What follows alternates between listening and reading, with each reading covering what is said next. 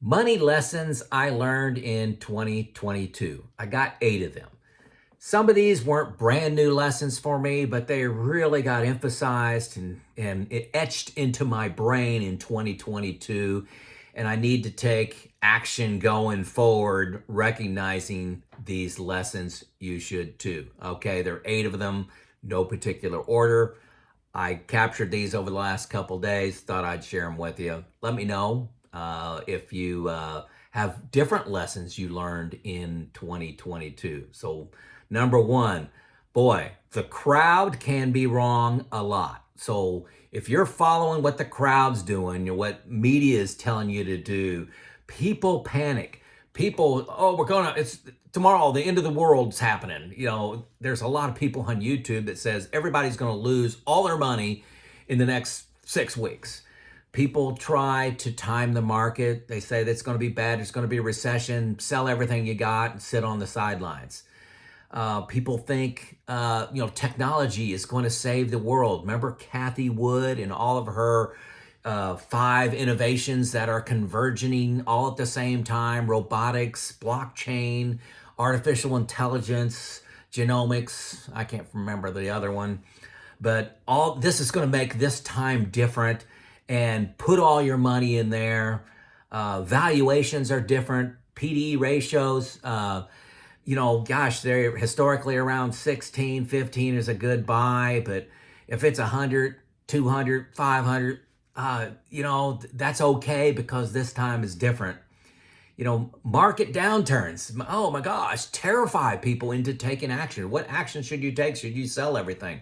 I'm telling you, 2022 reminded me the crowd is often wrong, often wrong. Number 2, technology will change business, but slower than expected. You folks know I'm an engineer. I'm fascinated by new technology. I love trying to keep up on it. But, whenever you see something, some new tech out there, doesn't mean on Monday stocks are going to triple, okay? I did a little research on the internet. The concept of connecting computers started in the 1960s. Internet Explorer, which was the first Google as far as a search engine, was 1995. The dot-com bubble was in 2000. When everybody was just throwing all kinds of money at, if you had .com behind your business, it exploded in value. There were 77% of those businesses failed. Rampant speculation. So technology, this is just the playbook for it. Rampant speculation and crash, okay?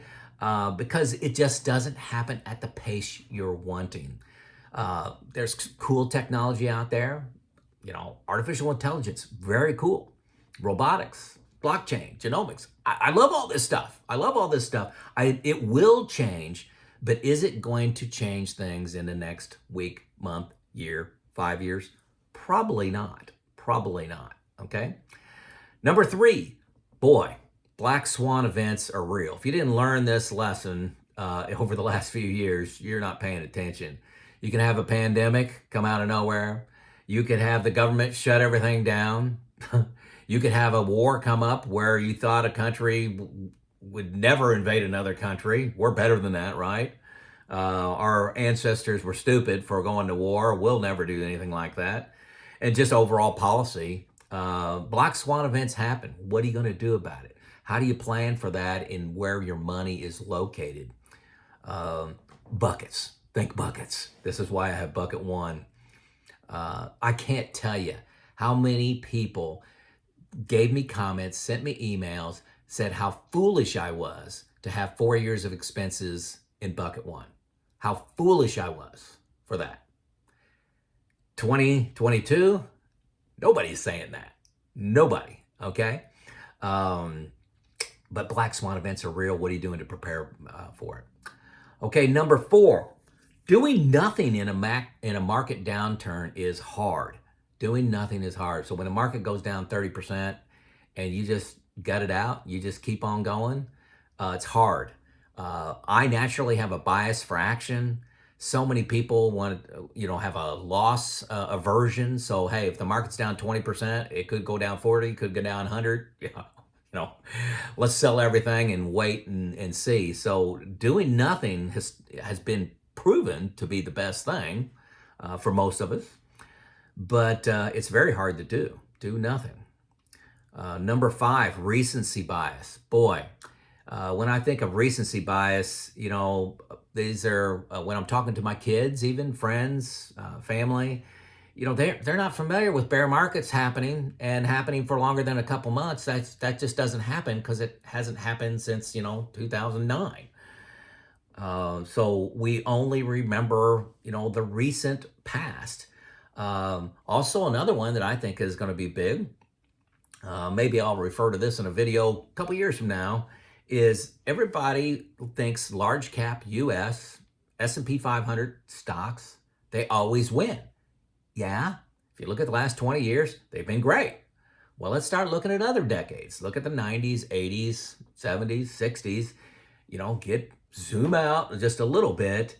It hasn't always been large caps. Sometimes it's been real estate. Sometimes it's been international. Sometimes it's, you know, small caps. Who knows what it's going to be? Diversification wins, but it's not all about large cap US. Okay. Number 6, I'm telling you, this is,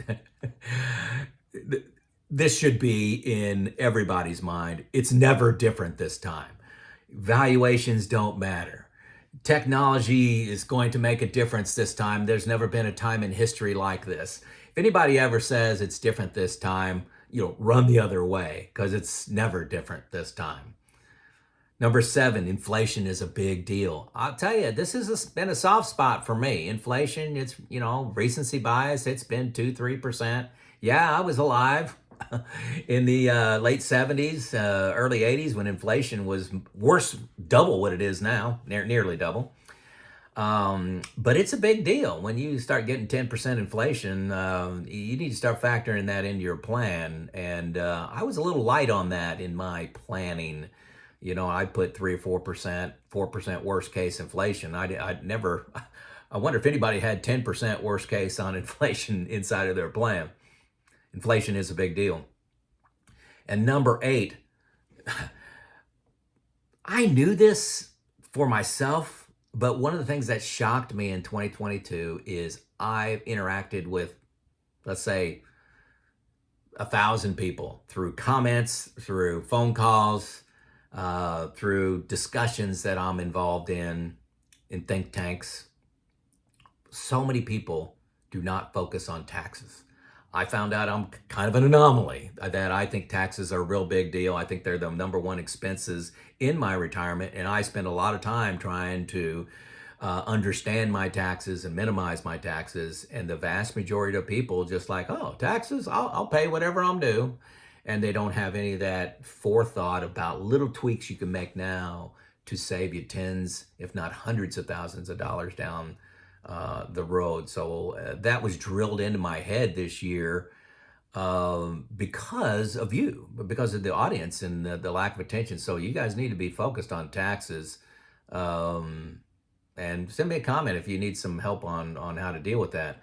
So, hey, did I miss a lesson that you learned in 2022? Let me know in the comments. Let me know where you're from when you leave a comment. And, you know, if you don't have anything to say, you just like the cool content, you know, just say, hey, I'm from Connecticut. I'm from Switzerland. I'm from Scotland. Wherever you're from, let me know. I really enjoy hearing from you. This is Joe out.